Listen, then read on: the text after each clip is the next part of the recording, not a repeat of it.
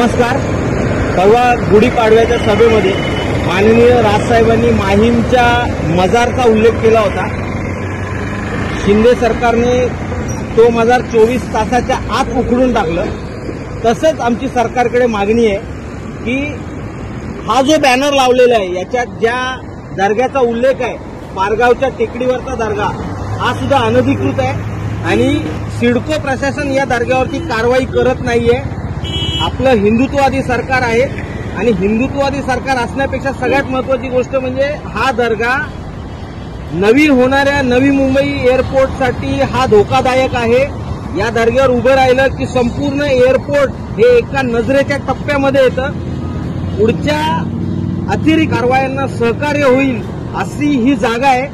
अशी कोणतीही जागा, मग ती मंदिर असू दे, मशीद असू दे, चर्च असू दे, ही कोणाच्याही ताब्यात नसली पाहिजे या मताचे आम्ही आहोत। त्यामुळे अशा जागी उभे असलेले हे अनधिकृत दर्गा हे प्रशासनाने, सिडको प्रशासनाने तत्काळ तोडावा अशी आमची मागणी आहे। सिडको प्रशासनाने जर या दर्ग्याच्या विरोधात कारवाई केली नाही तर येणाऱ्या काही दिवसांमध्ये सिडकोच्या विरोधात एक महामोर्चा पनवेल मनसेतर्फे काढण्यात येईल, याची नोंद घेण्यात यावी।